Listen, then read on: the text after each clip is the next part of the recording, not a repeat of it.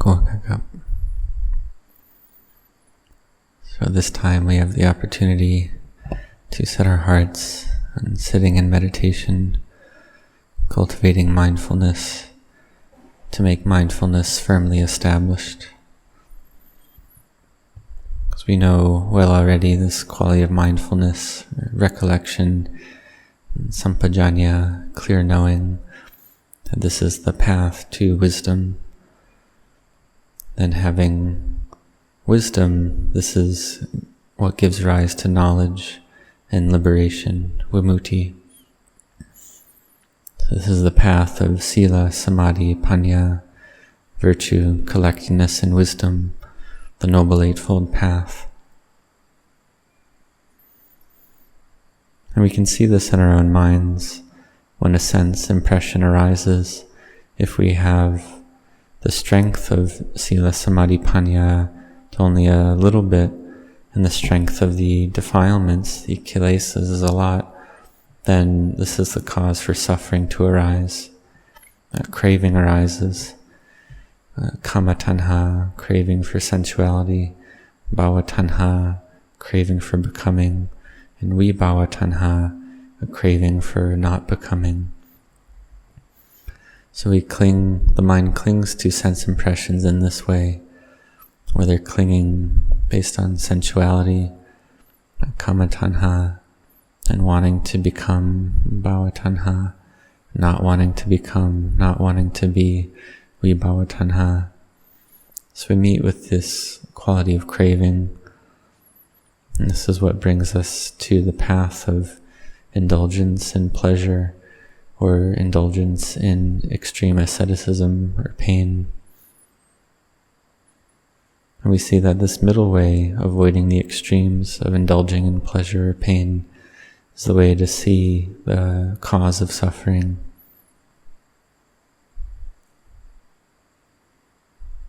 And this Noble Eightfold Path is that which is able to cut off or abandon the cause of suffering in order to realize the end of suffering, cessation, nirodha, and freedom from suffering arises. We can see, why do we eat? What's the result of eating? How do we eat? This is the answer that was given based on the question of Zen monks that came to ask Luang Pu Cha, Venerable Ajahn Chah, about the path of practice. And so we see these craving for sensuality, craving to become or not become. We seek to know them. And if we practice strictly, to try to train our minds strictly, then our minds can become too tense. And the mind that is too tense is not able to see the Dhamma. We can look at the example of Venerable Ananda.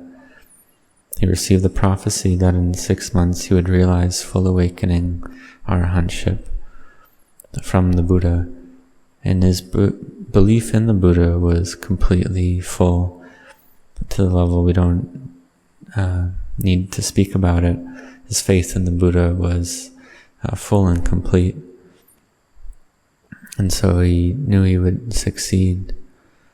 But this period of time passed and he still hadn't succeeded. Then on the last night, the last day, Venerable Ananda put forth a great amount of effort. And then it came to the point where he wanted to rest. He had put forth a lot of effort already. His samadhi was already full and complete. He just needed a little bit more wisdom. And what happened was he let go of his wish to succeed.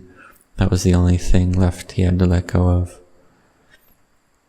And we see that he didn't attain enlightenment while standing, while sitting, or walking. And he wasn't even to the point of lying down. He was about to lie down.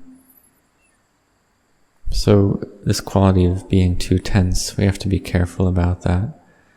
If we try to get something, make effort to get something, and we don't get it, then we just suffer all over again. So we have to be careful with our minds in terms of wishing and desiring. We have to make the mind just right. And so for monastics, we contemplate in our lives the way of practice that's not wrong. Luang Pu Cha would teach in this way, the practice that's not wrong, which is the same as the practice that's correct, which is to eat enough to know one's measure in eating, not too much, not too little. When one's almost full, then to drink water to feel like it's enough. If we eat too much, then we don't feel at ease, we feel sick. And if we eat too little, then we don't have enough strength and energy to practice. So we contemplate in this way before we eat. We contemplate our food, contemplate our robes, just like we chanted tonight, the Atita Pachawe Kana Pata. We contemplate to understand this, to see the nature of this body, that these robes, our food, lodging and medicines, they're not inherently unclean. They start out clean, but when they contact with this body, they become unclean. So we are deluded in thinking that the body is something clean. But we look at food, for instance, food that's very expensive. As soon as it enters our mouth, it loses all its value. When it's outside of the mouth, it has a high value. But when it enters the mouth, then the value's completely gone. Or like expensive clothing or cloth. When we put it on, we wear it for 7 or 10 days, and we can't stand it anymore. Or if one's a lay person, then after a single day, one changes one's clothing already. So these are some examples. So we contemplate like this to see the body as something unclean. Because normally we see it as something beautiful. When we see it as beautiful, then this gives rise to attraction and liking. So we contemplate the not beautiful, the asubha aspects of the body, to bring the mind to see the truth of the body, to bring the mind to clear understanding.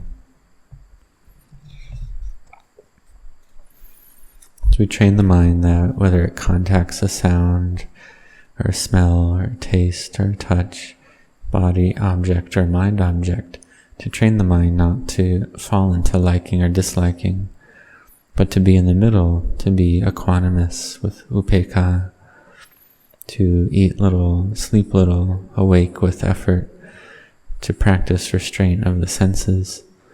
When we practice like this, then if disliking arises, we practice loving kindness. Practice loving kindness for all beings. Because we see that all people, all minds, all want happiness, no one wants suffering. So therefore we have loving kindness together for one another. We see that these meditation objects of loving kindness, compassion, sympathetic joy, and equanimity, they care well for the heart. They're very important meditation objects that we can't skip out on. So we contemplate life as something uncertain. Conditioned formations arise and they degrade. And we don't know when they'll pass away and fall apart. We don't know when sickness or death will come. So we contemplate uncertainty like this. And we see that we can't be heedless. If we're heedless, then it's like we're dead already. It's like we're dead while we're still breathing. Therefore, we practice to not be heedless, but to practice and train our minds, to think to and recollect the Buddha, to practice to give rise to clear knowing, to give rise to the awakened one in our own hearts, Bhutto in our hearts. So we practice and pay homage to the Buddha. We persevere, have effort in this, to have virtue, restraint of body and speech, to be restrained in the Vinaya and monastic principles and practices. And we see that these principles and practices, they're all for the sake of peace of mind, for samadhi to arise. We have restraint on the outer level, and restraint on the inner level. We set our hearts on the practice. In the beginning, samadhi may only arise a little bit. Khanika samadhi, momentary samadhi. The mind feels full and happy. For instance, we do an act of goodness, an act of merit. Then we recollect that good act. We feel happy and full in our hearts. So recollecting merit is something important, something that we should do often. So we do an act of goodness, an act of merit, and then we go to recollect and think about other things that our merit is very little, or our merit is less. But we do some act of goodness, and we recollect that goodness, and in this way merit is arising all the time. This gives rise to happiness in the heart, happiness from training the mind, from bhavana. And in this way we're making merit all the time through our practice of recollection. Because if we do merit only occasionally or sometimes, but we recollect it frequently or all the time, then we make a lot of merit. We receive a great amount of merit. This is merit of bringing the mind to peace through chaganusati, recollecting, giving and relinquishing. We recollect the Buddha, Buddhanusati, recollect the Dhamma, Dhammanusati, recollect the Sangha, Sanghanusati. We also recollect death. So we have mindfulness, cultivate mindfulness, this quality of recollection, and our main meditation object, recollecting the in and out breath. This is the way to bring the mind to peace and samadhi. We may have read the text and we see that these practices of recollection only bring the mind to upajjhara samadhi, or neighborhood concentration. We think that, or we see that they don't bring us to jhana, but jhana is what we want. Something we want to get, we want to become, we want samadhi, we want jhana. This is something we have to let go of first. Venerable Ajahn Chah said that we do with the attitude of letting go. Because if we practice with the attitude of wanting to get, wanting to become, this just makes our mind agitated and chaotic. The more we want, the more agitated the mind becomes, the more the mind is filled with doubt. Like in my own practice, this was how it was. My mind was agitated and chaotic every day because it lacked samadhi and lacked peace. This wanting became an obstacle and gave rise to doubt as well. But when I saw the doubts arise and cease, I saw, it's just that much, huh? Just the kilesas, the doubt, just arises and ceases, and that's it. There's nothing there. So the mind wants some kind of miracle or amazing occurrence or insight, but that's not correct understanding. Doubts arise, and one sees the doubts arise and cease. The mind's not troubled anymore, then it's all done and over with. That's the end of it. Or we see something beautiful, and the mind becomes agitated right there. So we have to contemplate the body as not beautiful, as a pile of bones, something unattractive. It passes away and degrades. It's not self, not a me, mine. This gives rise to rapture in the mind. So we practice to do this often, to see this often, to see the body as a pile of earth element that degrades, a pile of water that degrades, a heap of air that degrades, a heap of fire that degrades. And doing this, then we begin to see the quality of not self. There's not anything lasting there. So we practice like this: restraint of the senses, moderation in eating, moderation in sleeping, waking with effort and energy.